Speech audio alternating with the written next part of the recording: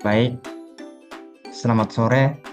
Saya Ivan Rilumban Turuan dengan NIM 2202010024. Pada kesempatan kali ini, saya akan mempresentasikan hasil dari ujian tengah semester saya dari mata kuliah Etika Profesi Akuntansi. Etika Profesi Akuntansi, Pemahaman, Tantangan, dan Studi Kasus. Etika adalah dasar kepercayaan publik terhadap profesi akuntansi. Dalam proses akuntansi, tidak hanya menjadi landasan moral, tetapi juga pilar kepercayaan terhadap profesi ini. Dalam buku Ethical Obligation and Decision Making in Accounting, karya Stephen Mintz dan Rosalind Morris merupakan pemahaman dalam mengenai nilai-nilai etis yang harus dijunjung tinggi oleh akuntan, mulai dari perkembangan moral individu, pengaruh organisasi, hingga profesionalisme dan pengambilan keputusan. Akuntan bertindak demi kepentingan publik. Etika bukan hanya tahu yang benar, tapi juga berani melakukannya. Tulisan ini juga membahas pemahaman saya atas materi dari bab 2 hingga bab 4 buku tersebut, dengan menyoroti teori-teori moral, tantangan yang dihadapi akuntan, serta studi kasus nyata yang menggambarkan pentingnya etika dalam praktik. Perkembangan moral dan keputusan etis.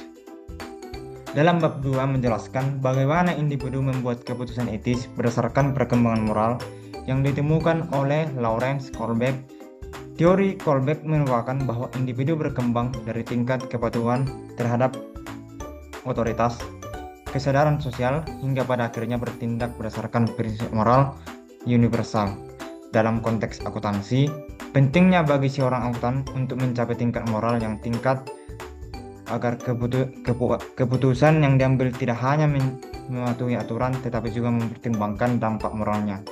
James Reitz kemudian melengkapi pemahaman ini dengan komponen model, yaitu terdiri dari yang pertama, moral sensitivity atau kesadaran moral, yang kedua, moral judgment, yaitu penilaian etis, yang ketiga, moral motivation atau niat untuk berbuat benar, dan yang keempat itu moral karakter, yaitu keberanian untuk bertindak. Nah, keempat model ini menjadi kerangka penting dalam menilai apakah seorang tidak hanya tahu tindakan yang benar, tapi juga bersedia untuk melakukannya.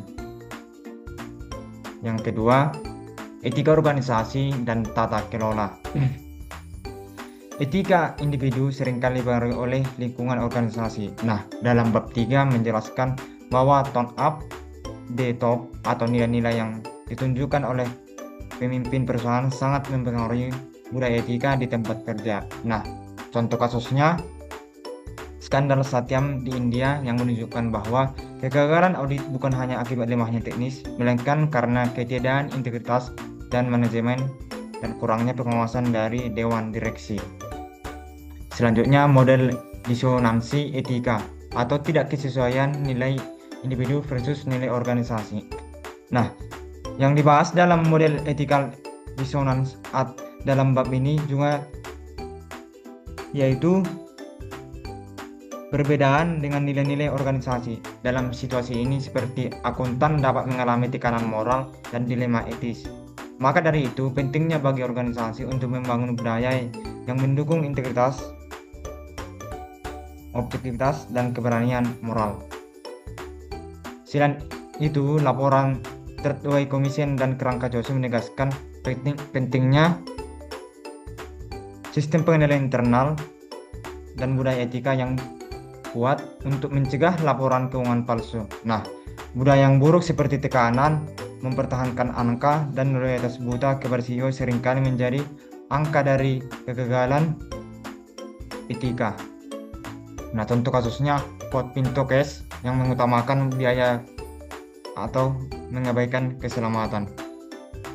Selanjutnya, profesionalisme dan skeptisisme. Dalam bab 4 menyoroti pentingnya profesional dan judgment, skeptisisme personal sebagai bagian dari tanggung jawab etika seorang akuntan. Skeptisisme adalah sikap mempertanyakan dan tidak langsung percaya pada informasi dari klien. Nah, dalam praktiknya banyak skandal seperti Enron dan WorldCom terjadi karena auditor gagal mempertanyakan praktik manajemen yang meragukan. Selanjutnya, KPMG Judgment Framework, yaitu memberikan 5 langkah sistematis dalam membuat keputusan, yang mulai dari klarifikasi isu, mempertimbangkan alternatif, mengumpulkan data, yang keempat ambil keputusan, dan yang kelima dokumentasi. Nah, namun demikian proses ini bisa terhambat oleh tekanan dari atasan atau bias kognitif seperti groupthink dan commission bias.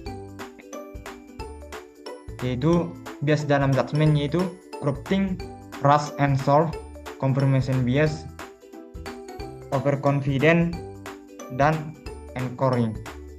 Nah, contoh kasusnya Lehman Brothers and Rance yang salah menggunakan report 105 auditor yang gagal bersikap skeptis.